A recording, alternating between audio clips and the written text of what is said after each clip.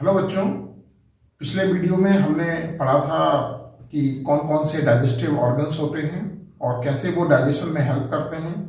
इस वीडियो में हम लोग ये जानेंगे कि कौन कौन सी ग्लैंड्स होती हैं, एसेसरी ग्लैंड्स होती हैं जो डाइजेशन में हेल्प करती हैं। तो चलिए हम लोग जानते हैं इसके बारे में कौन कौन सी होती है, जिसमें नंबर 1 होता है लिवर। लिवर हमारी बॉडी की लार्जेस्ट ग्लैंड होती है, जैसा हमें पता ही है कि सबसे लार्जेस्ट ग्लैंड है।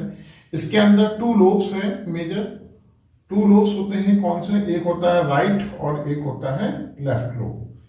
राइट और जो लेफ्ट 2 लोब होते हैं वो इसके अंदर लिवर में पाए जाते हैं और ये बहुत ही इंपॉर्टेंट ग्लैंड होती है क्योंकि इसके बहुत सारे मेन फंक्शन हैं। डाइजेशन के अलावा भी ये बहुत इंपॉर्टेंट रोल प्ले करते हैं। तो इसमें हम लोग बात करेंगे इनके, क्योंकि ज़्यादा हमारे सिलेबस में है नहीं, हम उतनी ही बात करेंगे जितनी की जरूरत है। तो लिवर से ही एक छोटी सी स्टोरेज या सैक लाइन स्ट्रक्चर अटैच होती है, गॉल ब्लैडर। तो गॉल ब्लैडर जो है वो यहाँ पे अटैच होता है, जिसके अंदर बाइल जूस को स्टोर किया जाता है फॉर कंसंट्रेशन। तो ये मेन है जो मैंने शॉर्टकट में आपको बताया इसके बारे में, जो 10th लेवल पे हम लोग जानते हैं। अब हम की बात करते हैं फंक्शंस। पहला है प्रोडक्शन ऑफ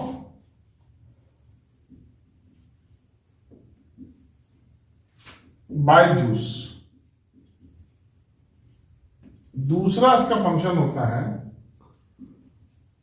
ग्लाइकोजेनेसिस। तीसरा फंक्शन होता है डीएमिनेशन।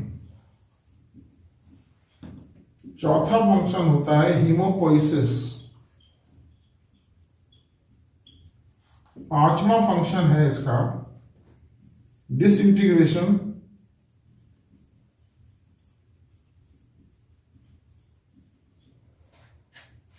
Of dead RBCs. छठा फंक्शन होता है यूरिया का बनना, फॉर्मेशन या सिंथेसिस ऑफ यूरिया।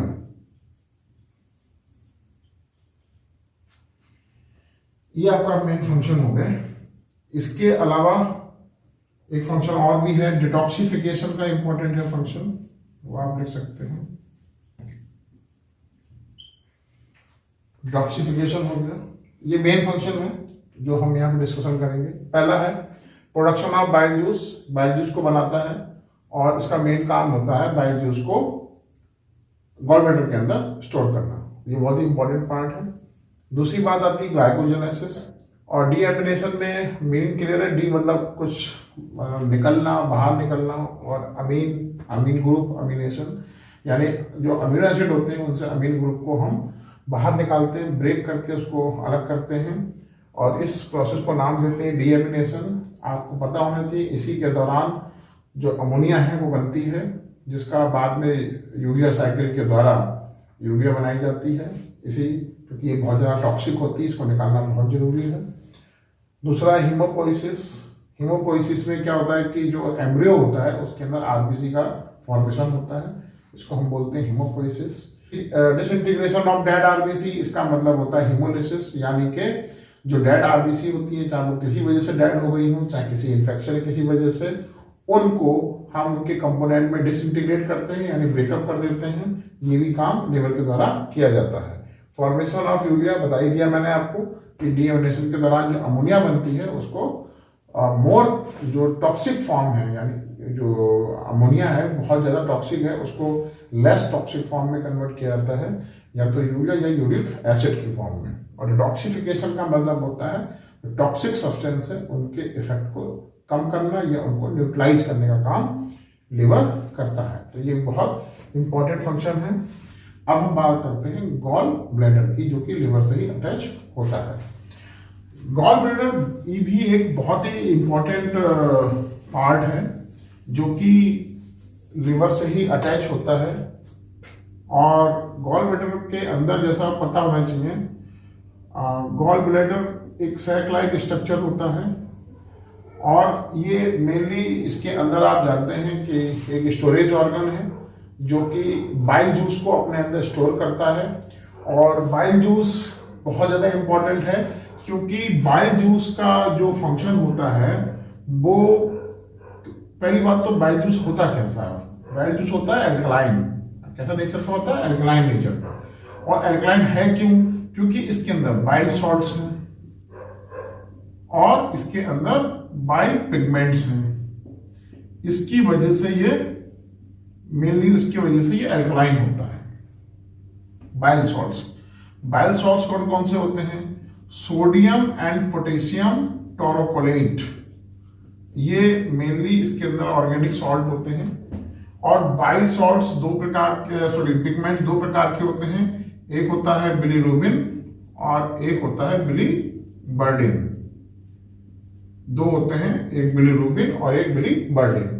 और ये दोनों पिगमेंट जो होते हैं यूरिन और जो हमारा फीकल मैटर होता है उसको कलर देने के काम में आते हैं। और ये दोनों जो सॉल्ट हैं ये हमारे जो बाइल जूस है उसको एल्कलाइन बनाते हैं, जिससे कि वो डाइजेशन में हेल्प कर सके और फैट को इमल्सीफाई करने में, यानी फैट को ये इमल्सीफाई करने में हेल्प करते हैं। कौन? Bile juice. ये बाइल जूस के अंदर जो फैट सॉल्ट्स पाए जाते हैं वो।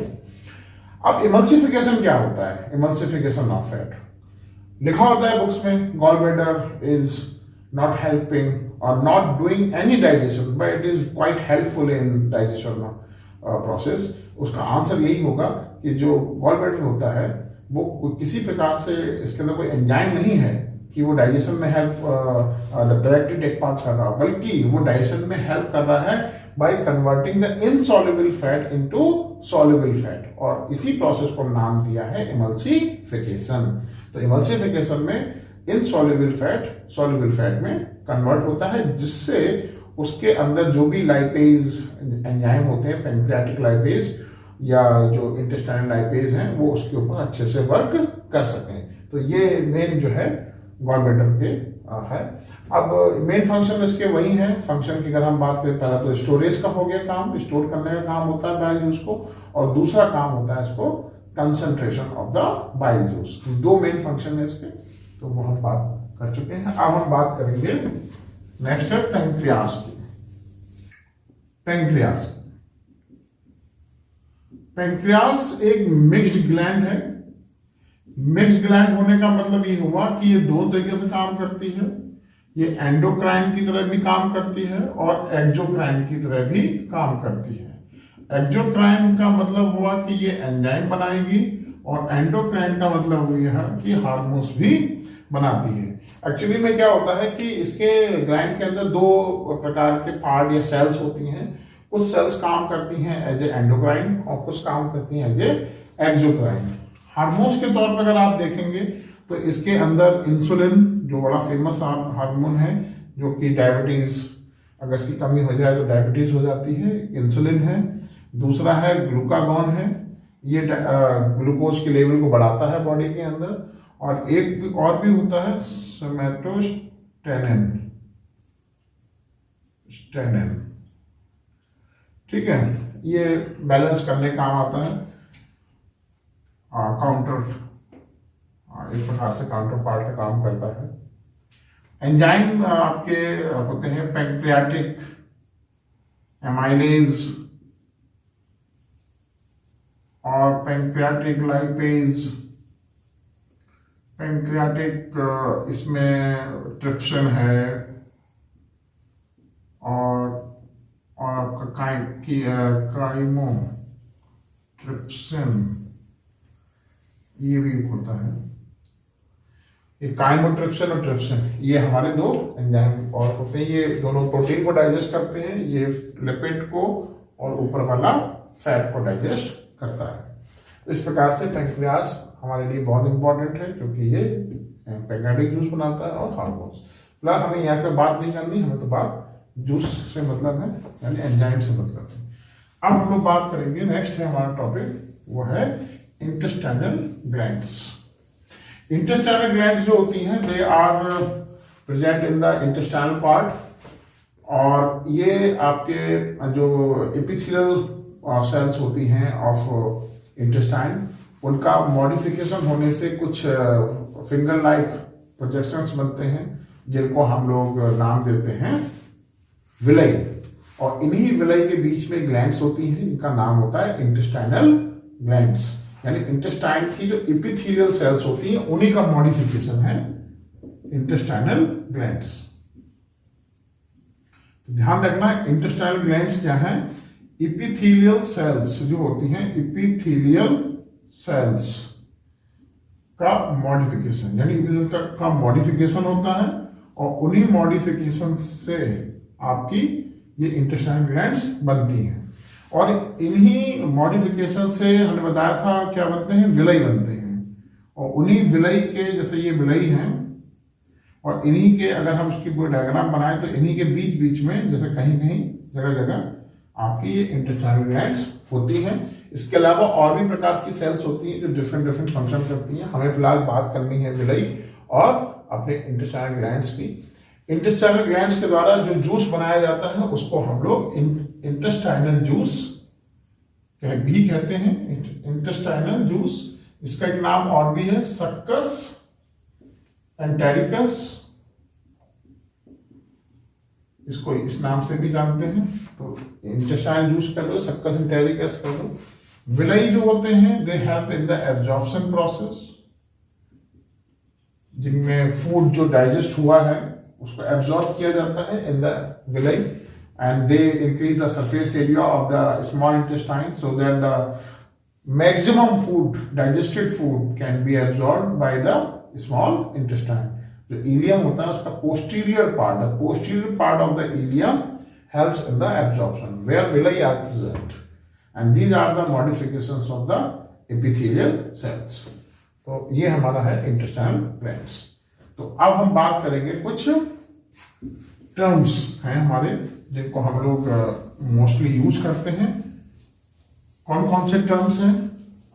पहला टर्म है हमारे पास, इसका नाम है मैस्टिकेशन। जैसा आप जानते हैं मैस्टिकेशन का मतलब होता है चोई करना। With the help of teeth we will chew the food, we will masticate the food. तो फूड को मैस्टिकेट किया जाता है विद द हेल्प